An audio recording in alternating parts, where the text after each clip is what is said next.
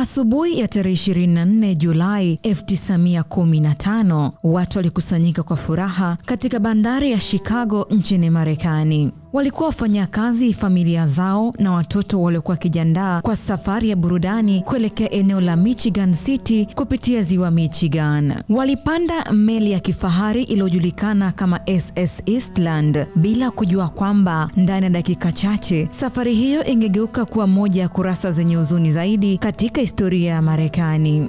SS Eastland haikuzama baharini katika dhoruba kali wala haikugongwa na meli nyingine. Kilichotokea kilikuwa cha kushangaza zaidi, kwani meli hiyo ilipinduka ikiwa bado imefungwa baharini kabla hata haijaondoka. Meli hiyo iliyokuwa imejengwa mwaka 1903 ilikuwa na uwezo wa kubeba maelfu ya abiria, lakini tangu miaka yake ya mwanzo, Eastland ilikuwa ikijulikana kuwa na tatizo moja la kutokuwa na uimara mzuri wa kusimama kwenye maji, na kituo chake cha mvutano kilikuwa juu kiasi kwamba iliweza kuyumba kwa urahisi. Na siku hiyo karibu watu 2500 walikuwa wamepanda ndani ya meli hiyo kwa ajili ya safari ya kampuni ya Western Electric Company ambayo ilikuwa imeandaa matembezi kwa wafanyakazi wake. Familia nyingi zilikuwa zimevaa mavazi mazuri, watoto walikuwa na furaha, na hakuna aliyedhani kwamba dakika chache baadaye eneo hilo lingegeuka kwa uwanja wa maafa. Wakati abiria walikuwa bado wanaingia ndani ya meli, uzito wao ulianza kuifanya meli ianze kuzama taratibu upande mmoja. Maji yalianza kuingia kwenye matundu ya chini ya meli, na kabla wafanyakazi kupata suluhisho, SS Eastland ilianza kuelekea upande wa kulia. Kisha ghafla, mbele ya macho ya mamia ya watu waliokuwa ufukweni, meli hiyo kubwa yenye urefu wa zaidi ya mita 80 ilipinduka kabisa upande wake ndani ya mto Chicago.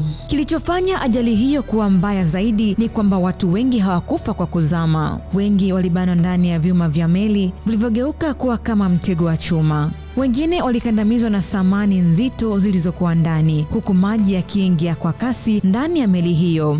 Dakika chache tu, ndoto safari ya furaha iligeuka kwa eneo la tukio. Waokoaji, polisi na raia walikimbia ili kusaidia, lakini ukubwa wa janga hilo ulikuwa tayari umeleta hasara kubwa. Jumla ya watu 844 walipoteza maisha papo hapo, wakiwemo wanawake wengi na watoto. Ilikuwa ajali mbaya zaidi ya meli katika historia ya eneo la Maziwa Makuu na moja majanga mabaya zaidi ya usafiri wa majini nchini Marekani.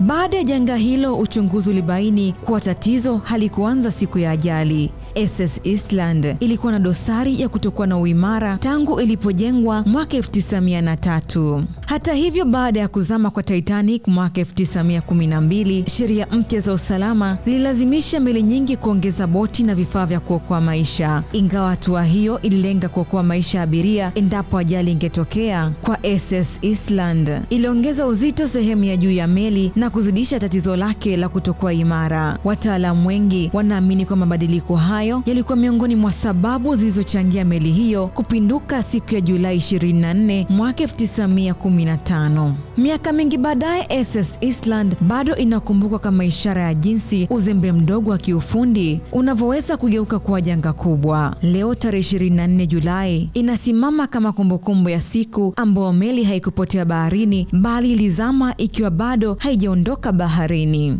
Imeandaliwa na Mtao 12 na kusimuliwa nami Consolata Chaliga wa Ayo TV.